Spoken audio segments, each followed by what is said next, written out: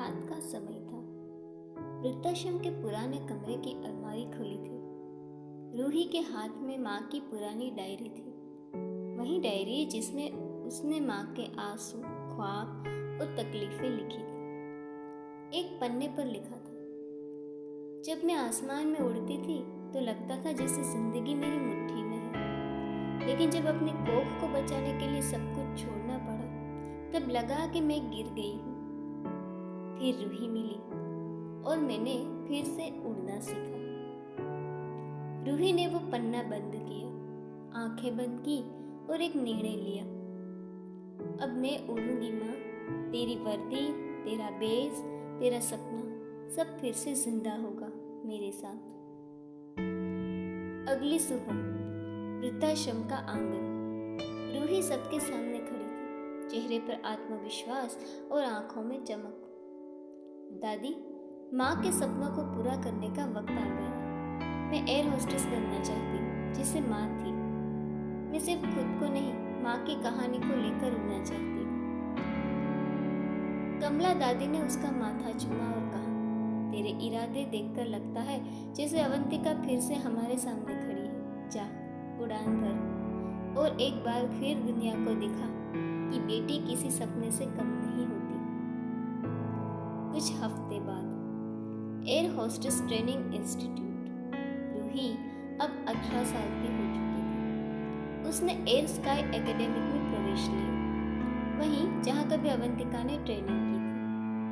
हर दिन कड़ा अनुशासन, भाषा, शिष्टाचार, इमरजेंसी रिस्पॉन्स और रोज शाम को माँ की डायरी पढ़ना, ये रूही की अब दिनचर्या बन गई थी। एक दिन इंस्ट्रक्टर ने पूछा, तुम इतनी सीरियस क्यों हो इस प्रोफेशन को लेकर?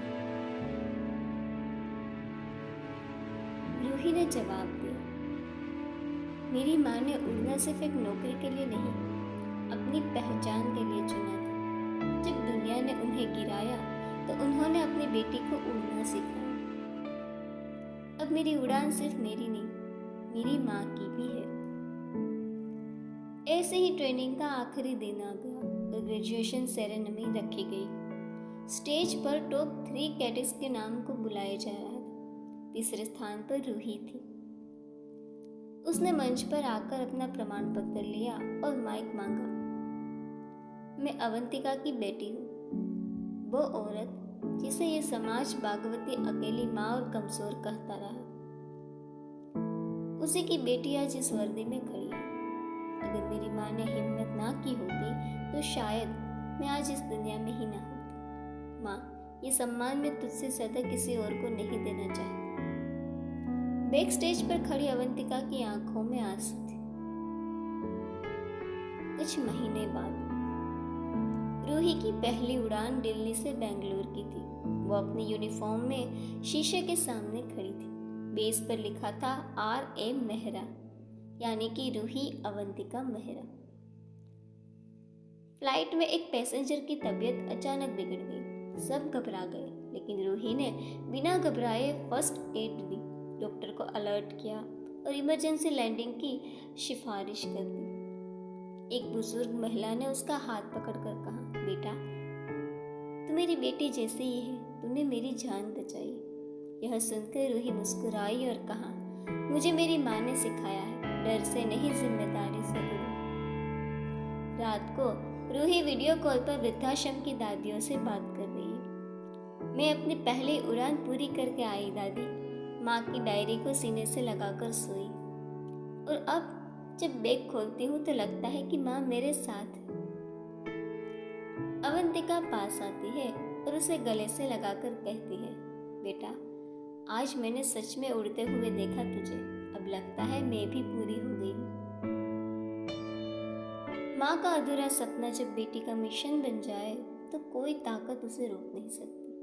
अब रूही का किरदार केवल एक बेटी नहीं, एक प्रतीक बन गया अपने माँ के सपनों की उड़ान का। वो रात दूसरी रात जैसी नहीं थी। सब कुछ शांत था, मगर एक कमरे में सिसकियों की धीमी आवाज थी। अवंतिका बालकनी में बैठी थी, हाथ में चाय का प्याला, मगर वो प्याला ठंडा हो चुका था। आंखें आसमान की ओर थी, जैसे कोई पुरानी उड़ान फिर से याद आ रही है। एक तस्वीर उसके हाथ में थी और वो थी अभिनव की। उसने रोते हुए कहा, क्यों नहीं लड़ सके तुम मेरे लिए? अगर मैं गलत थी तो सब कुछ छोड़कर क्यों गई? और अगर सही थी तो आज भी तुम्हारी याद में क्यों बंधी हुई हूँ? आंसू उसके गालों पर बहने लगे, लेकिन यह सब कोई और देख रहा था और वो थी रूही। दरवाजे के पीछे खड़ी चुपचाप। वो पहली बार अपनी माँ को इतना टूटा हुआ देख रही थी।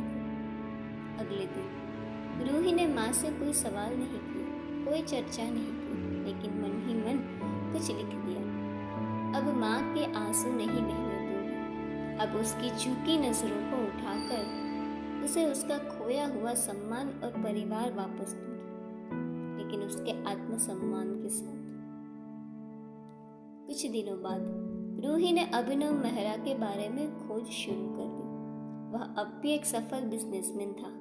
मेहरा ग्रुप अब एक बड़ा नाम बन चुका था, लेकिन कई इंटरव्यूज में उसका चेहरा बुझा हुआ दिखता था। एक वीडियो इंटरव्यू में जब पत्रकार ने पूछा कि आपकी पर्सनल लाइफ बहुत ही प्राइवेट रही है, शादी नहीं की आपने? अभिनव कुछ पल के लिए चुप रहा और फिर कहा, कुछ रिश्ते भुला नहीं पाते हम, बस उन्हीं की परछाइयों में जीते हैं। रूही ने वीडियो पॉज किया। उसका चेहरा सख्त था, लेकिन दिल में एक तूफान चल रहा था।